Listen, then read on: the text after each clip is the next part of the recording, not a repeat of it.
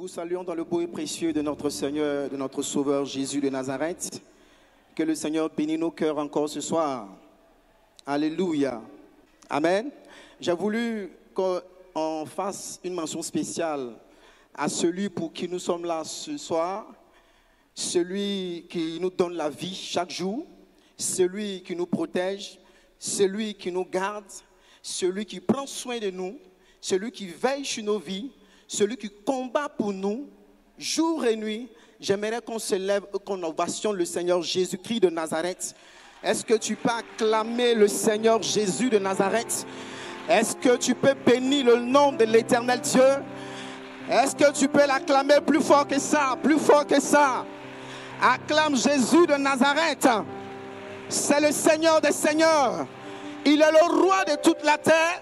Il est le Seigneur Dieu vivant. Que son nom soit béni ce soir. Que son nom soit glorifié. Que son nom soit adoré. Que son nom soit célébré. Alléluia. Tu peux t'asseoir, prince et princesse de l'Éternel. Que Dieu te bénisse. Alors, ce soir, après le Sinaï, c'est le Sinaï. Alléluia. C'est la raison pour laquelle je me suis habillé en tenue de Sinaï. Pour dire que le Sinaï continue toujours. Alléluia. Alléluia. Alors, c'est dans cette dynamique-là que j'ai voulu aborder ce thème. Les trois couloirs de l'expression de la foi. Le Sinaï parle de la foi et nous ne voulons pas être loin de ce thème. Alors, les trois couloirs de l'expression de la foi. Il est important pour nous, bien-aimés, d'entretenir la flamme du Sinaï après le Sinaï. Parce que si on n'entretient pas cette flamme, les bénéfices que nous devons recevoir de ce Sinaï-là, nous n'allons pas le recevoir comme il se doit. C'est la raison pour laquelle nous devons entretenir la flamme du Sinaï et entretenir tout ce que nous avons reçu de Dieu. Alléluia. Pendant le Sinaï, pendant les 40 jours de jeûne, on a été enseigné, on a été entretenu. Et il y a beaucoup de choses que nous avons retenues, mais après le Sinaï, à cause des réalités peut-être, nous avons dû oublier certaines choses. Donc il est important pour nous de rappeler encore ces choses-là, et afin que la flamme peut-être qui était éteinte après une semaine, 2 semaines, que cette flamme-là soit ravivée, que cette flamme-là soit rallumée. Dis Amen. Alors, le message que Dieu m'a mis à cœur, ce message est adressé à ceux qui sont conscients qu'ils sont fils de Dieu. À ceux qui sont conscients qu'ils sont citoyens du royaume des cieux. À ceux qui sont conscients qu'ils sont des vainqueurs. Alléluia. À ceux qui sont conscients que Dieu est leur Père. Et que Dieu est leur pourvoyeur. Dieu est leur protecteur. Alléluia. C'est-à-dire, ce message n'est pas adressé aux sympathisants, aux religieux qui viennent à l'église pour la forme. Non. Ce message est adressé à ceux qui sont conscients qu'ils sont véritablement fils de Dieu. Alléluia. Alléluia. Et qu'entre eux et Dieu, il y a une relation, il y a une filiation, il y a une connexion. Alléluia. Alléluia. Et que Dieu, chaque jour, doit intervenir dans notre vie. Alléluia. Et pour que cette filiation, ce lien demeure, il faut que la foi s'exprime. Il faut que nous exprimons notre foi. Alléluia. Gloire à Dieu. Nous allons prendre quelques références bibliques rapidement. Hébreux 11, verset 1.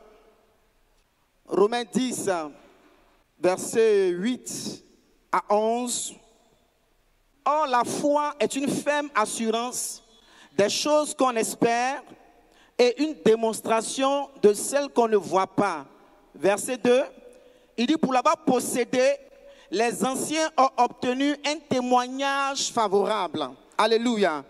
Mais j'aimerais lire dans une autre version, dans la version Parole de vie 2017. La version Parole de vie dit, croire en Dieu, c'est une façon de posséder déjà les biens qu'on espère. Croire en Dieu, c'est une façon de posséder déjà les biens qu'on espère. Donc la foi nous donne de posséder déjà les biens qu'on espère. c'est être persuadé que les choses qu'on ne voit pas existent vraiment. C'est être persuadé que les choses qu'on ne voit pas existent vraiment. On va lire cette dernière référence là dans Romains 10, versets 8 à 11. Romains 10, versets 8 à 11. Il dit, que dit-elle donc? La parole est près de toi, dans ta bouche et dans ton cœur. Or, c'est la parole de foi que nous prêchons. Verset 9. Si tu confesses de ta bouche le Seigneur Jésus, et si tu crois dans ton cœur que Dieu l'a ressuscité des morts, tu seras sauvé. Car c'est en croyant du cœur qu'on parvient à la justice, et c'est en confessant de la bouche qu'on parvient au salut. Selon ce que dit l'Écriture, quiconque croit en lui ne sera point confus. Dis Amen. Je vais aller rapidement dans le vif du sujet puisque le temps court après nous. Les trois couloirs de l'expression de la foi. Alors, rapidement, le premier couloir que je voulais aborder, le premier couloir de l'expression de la foi, c'est le cœur. Le cœur est le premier couloir de l'expression de la foi. La Bible dit, garde ton cœur plus que toute autre chose, car de lui viennent les sources de la vie. Et donc la foi naît dans le cœur. Et c'est dans le cœur que la foi s'exprime d'abord. Et quand on lit Matthieu 15, le verset 18 à 19, la Bible dit que c'est du cœur que viennent toutes les pensées, les sentiments, les mauvaises pensées, l'adultère, tout vient du cœur. Donc le cœur est la source. Si on veut résumer, le cœur est notre avenir. Le cœur est notre destinée. Parce que nos choix sont conduits, nos choix que nous faisons viennent de notre cœur. Les décisions que nous prenons viennent de notre cœur. Alléluia. Et donc la foi s'exprime à partir du cœur. Mais pourquoi je vais en parler? Parce que Dieu a déjà départi une mesure de foi à chacun d'entre nous. Alléluia. Mais beaucoup d'entre nous n'exprimons pas cette foi qui est logée dans notre cœur. Dieu nous a donné la foi. Dieu nous a communiqué la foi par le Saint-Esprit. Mais beaucoup d'entre nous n'exprimons pas la foi. La foi est logée, elle est couchée. Mais elle ne s'exprime pas. Dieu veut que tu exprimes la foi qui est dans ton cœur. Dans le livre de Marc 5, le verset 25, je vais paraphraser rapidement. Une femme avait une perte de sang pendant 12 ans. Elle est passée par plusieurs médecins et elle n'a pas eu gain de cause. Et un jour, elle a vu Jésus qui passait. Et la Bible dit qu'elle a dit en elle-même, c'est-à-dire, ce n'est pas sorti de sa bouche, mais elle a dit en elle-même, dans son cœur, si je puis toucher le bord du vêtement de Christ, je serai guéri. Et c'est dans le cœur qu'elle a parlé, elle ne l'a pas dit de sa bouche, elle a dit ça dans son cœur, elle l'a exprimé dans son cœur, elle a exprimé sa foi dans son cœur. Et la Bible dit, lorsqu'elle s'approchait, bien qu'elle n'avait pas le droit de s'approcher, parce qu'elle avait une perte de sang en Israël, c'était interdit, elle s'approchait en cachette. Et lorsqu'elle a touché le vêtement de Christ, la Bible dit qu'une puissance est sortie de Christ et a visité la femme, et la femme a été totalement guérie. Et Jésus s'étant rendu compte, a demandé, mais qui m'a touché? Qui m'a touché? Et les disciples lui ont dit, mais Seigneur, tout le monde te presse, tout le monde te touche. Il dit, qui t'a touché? Il dit, non, quelqu'un m'a touché. Alléluia. Bien-aimé, je veux que tu touches le Seigneur ce soir. Alléluia. Je ne veux pas que tu viennes t'asseoir sur les bancs simplement, les chaises simplement, mais que ta foi s'exprime, que ta foi parle dans ton cœur. La puissance de Dieu a senti la foi de la femme qui s'exprimait dans son cœur et la puissance de Dieu a visité la femme.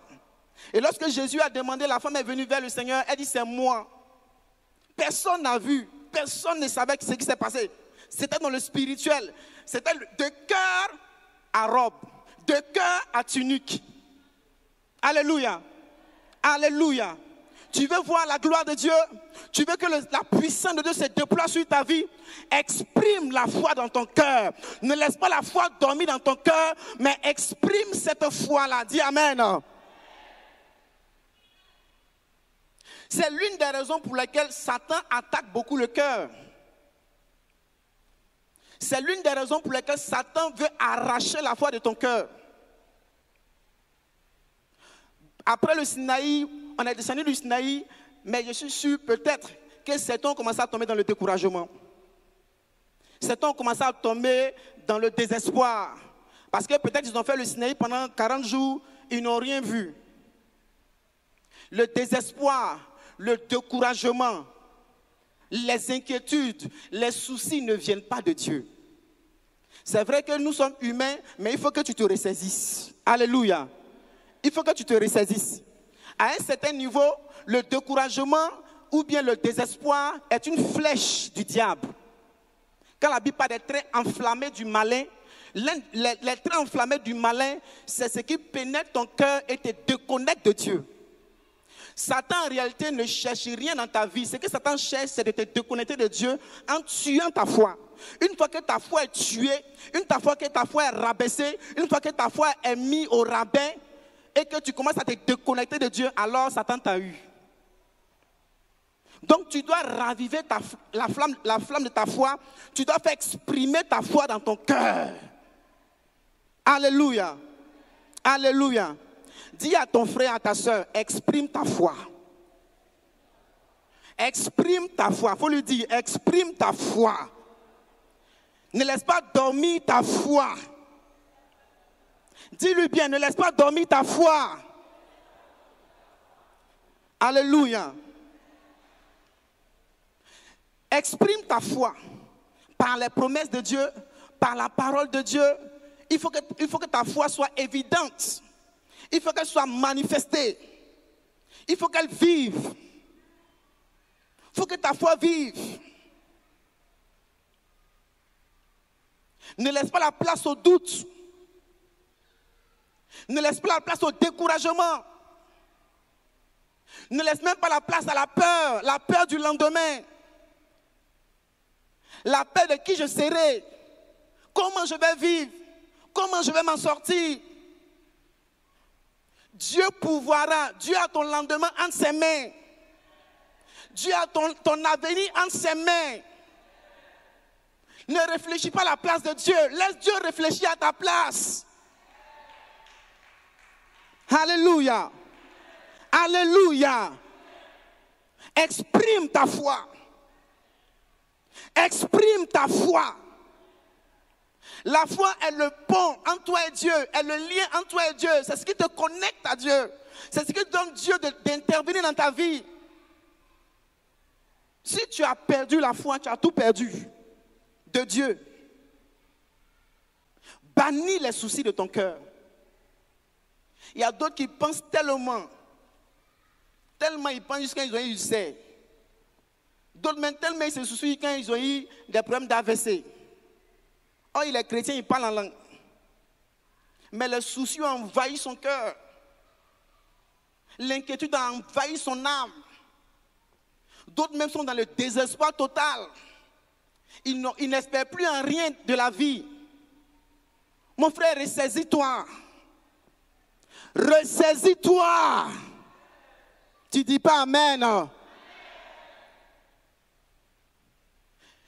Jérémie 11, verset 29, on connaît le verset. Dieu dit, j'ai formé des projets de bonheur pour toi. Des projets de bonheur et non de malheur pour te donner un avenir de l'espérance. Ces promesses sont oui et amen. Donc laisse Dieu gérer. Amen. Dis à ta voisine, laisse Dieu gérer. Il faut dire voisine. Voisin.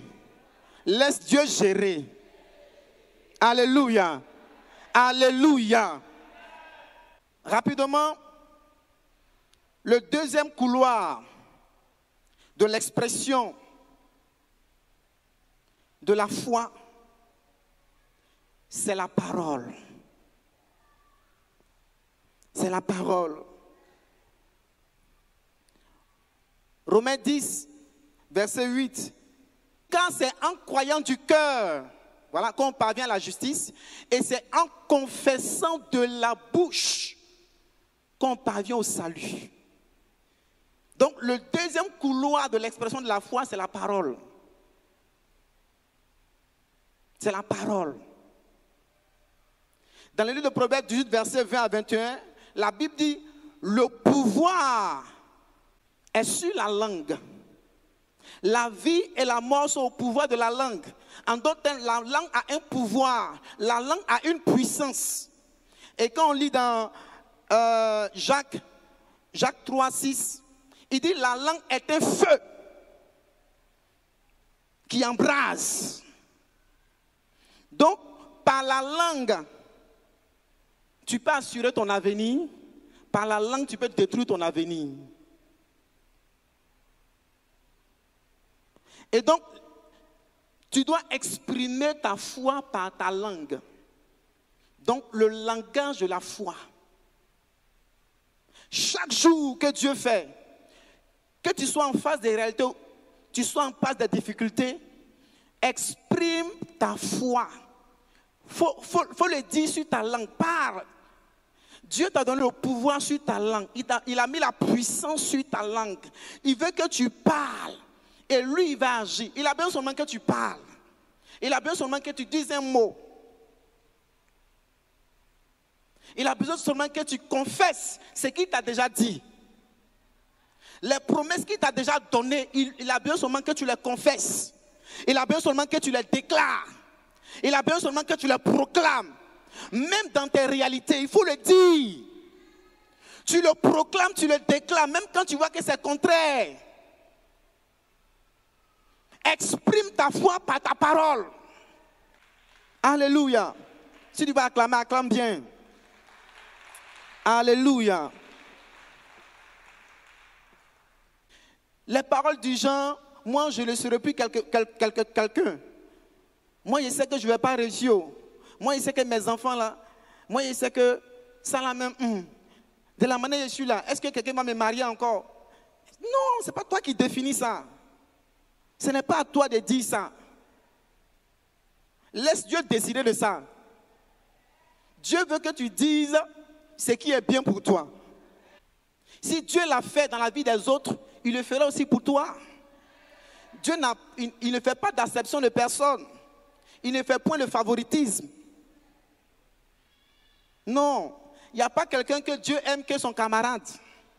Il n'y a pas enfant préféré de Dieu, enfant chouchou de Dieu, il n'y en a pas. Nous tous là, le sang de Christ est versé pour nous. Jésus a versé son sang pour toi. Ce n'est pas l'argent qu'il ne peut pas te donner. Ce n'est pas mari qu'il ne peut pas te donner. Ce n'est pas maison qu'il ne peut pas te donner. Ce n'est pas enfant il ne peut pas te donner. Ce qui était plus dur là, c'est son sang qu'il a versé là qui était difficile. Sinon, enfant, il donne. De toute façon, les païens même, ils ne font pas des fois, ils ont enfants. Ils ont voiture. Ils se marient. Donc, à combien plus de raison, toi, il ne va pas te donner cela? Il va te le donner. Dis Amen. Fais vivre ta foi au quotidien. Surtout par ta parole. Alléluia. Bénis ta vie, mon frère. Bénis la vie de tes frères, de tes sœurs. Bénis la vie de tes enfants. Bénis ta propre vie. Même si tu vois que tu es le plus misérable, c'est-à-dire que physiquement parlant, quand tu regardes ta vie là, tu sais que tu es le plus misérable, tu n'as rien. Mais dis Seigneur, je serai quelqu'un. Dis ça. Même si tu ne sais pas par où ça va passer, tu ne sais pas qui va venir, tu ne sais pas qui va faire, mais proclame-le, déclare-le. Oui, c'est Dieu qui fait. Souvent, quand je connais certaines mamans, elles disent, moi, non, on n'a personne. Non, on n'a personne. Non, tu as quelqu'un. Moi, j'ai quelqu'un. Est-ce que tu as quelqu'un? Est-ce que tu as quelqu'un? Moi, j'ai quelqu'un. Des gens qui étaient misérables, qui n'étaient rien, de les a élevés, les a fait asseoir à la table des rois. Ils n'ont pas compté sur quelqu'un, c'est Dieu qui a fait ça. Joseph, à 16 ans, 14 ans, il a fait un rêve. Il devait être élevé. Mais il faisait le rêve, il ne comptait pas sur son papa, sa maman. Dieu a concouru les circonstances jusqu'à l'élever.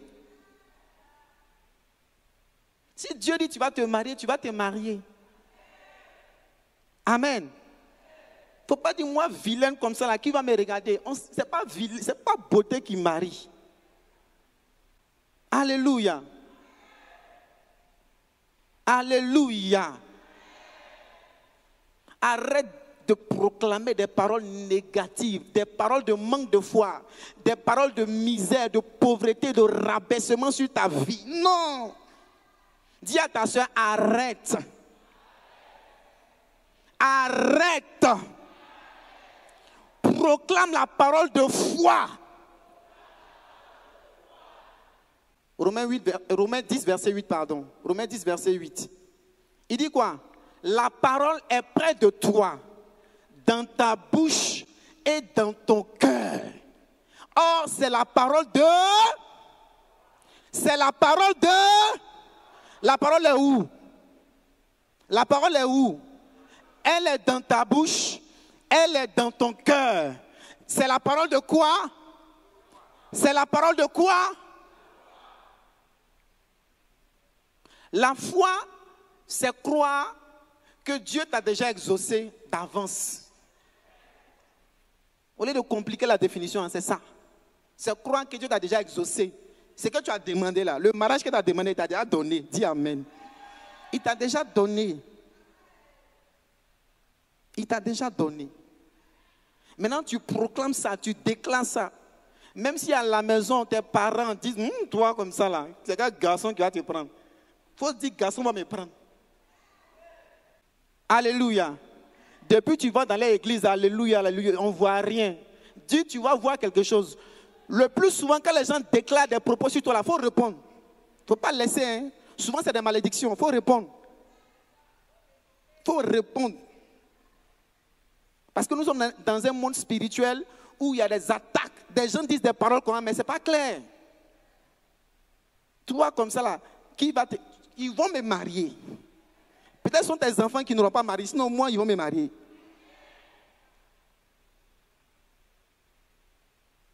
Tes enfants qui sont bêtes. Moi, mes enfants sont intelligents. Ils ne sont pas bêtes. Ils sont intelligents. C'est pas parce qu'ils sont derniers de classe qu'ils sont bêtes. Non. La réussite, ce n'est pas seulement à l'école. On réussit partout. Tu peux vendre charbon, tu vas devenir prospère. Ou bien, on réussit partout. Tu peux être menuisier, tu vas devenir prospère. Moi, je connais des gens qui n'ont pas grand niveau d'études, mais c'est des ébénistes, c'est des grands menuisiers. Alléluia. On a des couturiers qui n'ont pas fait de grandes études. On a un célèbre couturier chez nous, ici en Côte d'Ivoire. Mais il est connu partout dans le monde. C'est lui qui faisait la couture du fouet et des autres.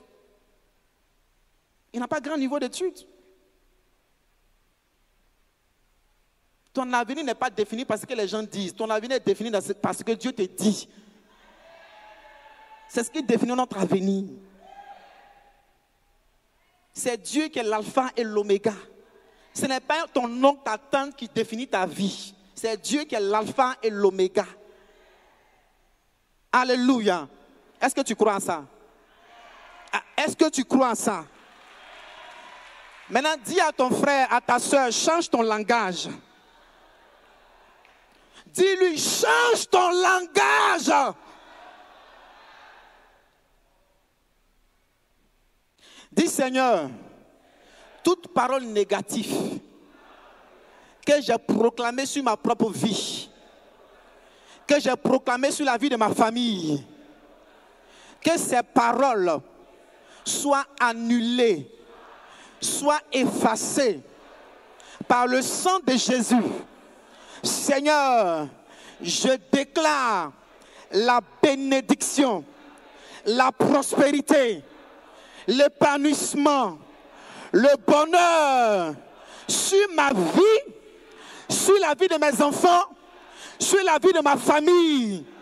Seigneur, sur la base de ta parole, je serai quelqu'un. Je serai élevé. Je serai grand. Au nom de...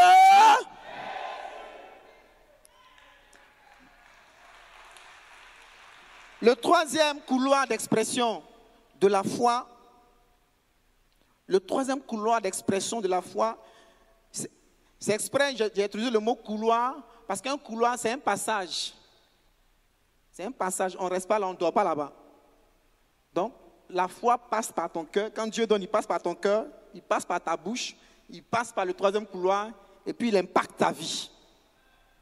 Amen. Donc, la foi ne doit pas dormir dans ton cœur et dans ta bouche. Ça doit s'exprimer. Amen. Alors, le troisième couloir de l'expression de la foi, c'est l'attitude ou le comportement. L'attitude ou le comportement. L'histoire de la femme qui avait une paix de sang pendant 12 ans, quand elle a conçu la chose dans son cœur, elle a agi. Si elle avait conçu la chose dans son cœur et qu'elle n'avait pas agi, elle n'aurait pas de résultat. Donc, elle exprimait sa foi par l'action. Alléluia. Maintenant, nous allons lire Jacques 2, 17, 18. Il dit, il en est ainsi de la foi, toujours la foi. Si elle n'a pas les œuvres, elle est morte en elle-même. Verset 18. Mais quelqu'un dira, toi, tu as la foi et moi j'ai les œuvres. Montre-moi ta foi sans les œuvres et moi je te montrerai ma foi par les œuvres. Verset 19. Tu crois qu'il y a un seul Dieu, tu fais bien. Les démons le croient aussi et ils tremblent. La foi sans l'action est une foi morte. Si tu retires les œuvres ou l'action de la foi, c'est une foi vaine, c'est une foi morte. Elle ne vit pas. Donc, quand tu dis que tu as la foi, il faut la manifester par ta façon de te conduire, par ta façon d'agir. Il faut prouver que tu as la foi. Pas devant les hommes forcément, mais devant Dieu. Parce que Dieu est assis au ciel et il nous regarde nous tous. Il voit nos agissements, il voit nos comportements. Tout à l'heure, tu as déclaré que tu as la foi. Maintenant, au sortir de là, tu t'en t'assois à la maison puis tu commences à pleurer. Tu commences à te lamenter. Tu vois que tu ne demandes pas que tu as la foi, tu es déconnecté de la réalité de la foi. Donc, ce que tu dis, ça doit aller de pair avec les actions que tu poses. Amen. Amen. Donc, quand tu dis j'ai la foi, alors on doit voir la foi dans ton comportement. Il ne faut pas porter habit de deuil, tu vas venir t'asseoir pour dire la vie est finie pour toi. Tu n'as pas la foi. Alléluia. Il y a des gens qui sont tellement désespérés de la vie, même quand tu les vois marcher, tu les vois s'asseoir, tu sais qu'il n'y a plus d'espoir. Mais non, mais faut démontrer à Dieu que tu as confiance en lui. Il faut démontrer à Dieu que tu as confiance. Moi, j'ai lu l'histoire de la mère de Anne, mais ça m'a touché. La dame a passé des années à prier le Seigneur. Mais le jour où le pasteur lui a dit, le sacrificateur Élie lui a dit que Dieu t'exauce. Elle a eu un réma là, elle a eu une révélation comme si Dieu venait de l'exaucer. La Bible dit qu'elle est sortie du temple. Elle est partie chez elle. Et la Bible a précisé, elle a mangé et bu. Je me suis posé la question, pourquoi la Bible dit qu'elle a mangé et bu? Comme si avant ça, elle ne mangeait pas. Elle mangeait, mais la nourriture n'avait pas de goût. Elle était... Est-ce qu'on se comprend? Ça n'avait pas de goût. Alléluia. Mais donc quand la Bible précise, elle mangeait et bu, ça veut dire qu'elle a mangé à sa faim. Elle a mangé pour démontrer à Dieu que Seigneur, tu m'as exaucé. Et quand tu lis la suite, la Bible dit, son visage ne fut plus le même. Son visage ne fut... C'est-à-dire que le visage de découragé, de désespéré, c'était plus ça. Mais moi, je me suis posé la question, mais pourquoi? En fait, elle démontrait à Dieu que Seigneur, tu m'as déjà exaucé. Je n'ai plus besoin de me lamenter. Je n'ai plus besoin de pleurer. Je n'ai plus besoin de me plaindre. Je n'ai plus besoin de murmurer. Je sais que je suis enceinte. Alléluia. Alléluia. Alléluia. Est-ce que toi, tu sais que tu es marié? Est-ce que toi, tu sais que tu vas enfanter? Alléluia. Est-ce que toi, tu sais que malgré la pauvreté dans laquelle tu es, tu sais que Dieu va t'élever un jour? Est-ce que tu sais ça? Et Jésus qui soutient cela en disant, il dit, quand vous priez, croyez que vous l'avez reçu et vous le verrez s'accomplir. Donc, la femme, la maman de Samuel, elle a eu la révélation avant que Jésus ne vienne. Elle a su dans son cœur que Dieu l'avait déjà exaucé. Et la Bible dit que dans le cours de l'année, Anne tombe enceinte. La foi, l'action, l'attitude, le comportement, c'est important.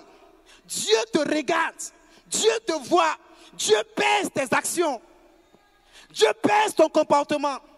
Dieu pèse ta manière de t'habiller, ta manière de t'asseoir. Dieu pèse tout cela pour voir si tu as confiance en lui. Si tu crois qu'il va le faire pour toi. C'est ça. Donc ne t'assois pas là pour dire non, Dieu ne me voit pas. Dieu te voit. Frère, même les païens, Dieu les voit. Et je vais te dire que même les païens, Dieu les bénit. La pluie, c'est Dieu qui leur donne. Quand païen s'en fait chant là, qui bénit? Hein? C'est le diable. Hein? Il y a des païens qui ont des hectares, des cafés, des cacao. Ce n'est pas diable, c'est Dieu. Donc si Dieu même bénit païen, ce n'est pas toi. On dirait qu'on n'est pas sur le même diapason. Bien aimé, Dieu veut voir si tu crois qu'il t'a déjà exaucé. Alléluia. Alléluia. Alléluia. Alors, quand tu vas exprimer la foi dans ces trois couloirs-là, alors tu verras la gloire de Dieu se déployer sur ta vie. Tu verras la gloire de Dieu se déployer sur ta vie. Tu verras la gloire de Dieu se déployer sur ta vie. C'est la raison pour laquelle Jésus a dit à Marthe, ne t'ai-je pas dit que si tu crois, tu verras la gloire de Dieu? Ne t'ai-je pas dit que si tu crois, tu verras la gloire de Dieu? Tu verras la gloire de Dieu. Tu verras la gloire de Dieu. Tu verras la gloire de Dieu. Je ne te parle pas de la vie éternelle, parce que Marthe même a dit, Seigneur, je sais que Lazare va ressusciter au dernier jour. Jésus dit non, ce n'est pas de ça qu'il s'agit, il te parle de maintenant. Alléluia. Tu verras la gloire de Dieu. Dieu te bénira. Exprime ta foi. Exprime ta foi. Tu es seul devant Dieu et c'est toi que Dieu regarde. Dans toute ta famille, c'est toi que Dieu a porté les regards. Il veut te voir manifester cette foi-là pour que le ciel se déploie sur ta vie. Et pour que tout ce que tu as demandé à Dieu se déploie, soit exaucé au nom de Jésus de Nazareth. Que le Seigneur soit béni. Vous avez été édifié? Partagez ce message et transformez une vie. Pour plus d'enseignements, abonnez-vous à nos pages. Que Dieu vous bénisse.